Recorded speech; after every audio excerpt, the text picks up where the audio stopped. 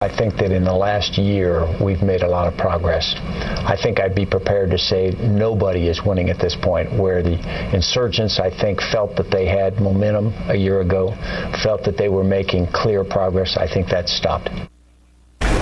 So the U.S. commander in Afghanistan says nobody is winning the war there. And today we found out the U.S. is spending more in Afghanistan per month than we did in Iraq. Robert Greenwald is the founder and president of Brave New Films and the director of the documentary Rethink Afghanistan. Okay, Robert, I'll bite. Tell me how to rethink Afghanistan. Well, begin with the basic assumptions. Why are we there? How long are we going to be there? How much is it costing? How many troops? And when do we know it's time to get out? These questions are tragically not being answered, and the result is what you just talked about. It's a war that's not winnable. There are many problems there. I was in Afghanistan. We have reporters and people over there, and over again we hear about the problems, but they're not solvable by military solutions.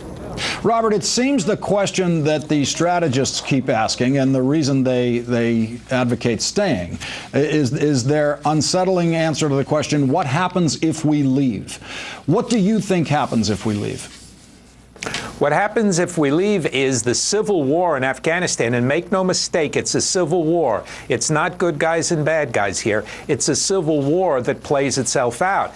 Over and over again, look, they took a poll, the U.S. Army took a poll in Kandahar. 94% of the people in Kandahar said they don't want a military solution or they don't want a military invasion. They want a negotiation. There can be a negotiation. There can be all of our extraordinary efforts and strengths were put into solving the problems, we'd be able to do it. But we're never going to do it with the killing and the taking over of large parts of this country. It's just never going to work.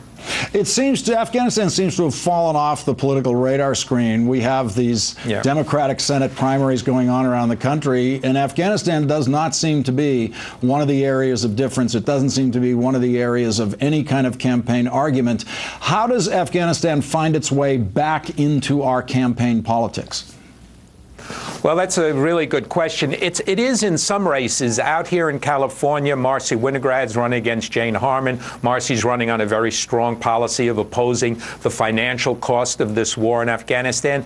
But I think ultimately it's the news that came out today. We're spending almost $7 billion in 1 month on the war in Afghanistan. That's 30,000 healthcare jobs. As people really begin to understand that part of the reason our economy is going to hell is these two wars, as they get the idea of what it means to spend $1 trillion on these two wars and not tax people, I think the dots will start to be connected, and then people will start to continue to ask these important questions, as well as, sadly and tragically, the U.S. death toll in Afghanistan is going to reach thousands very soon.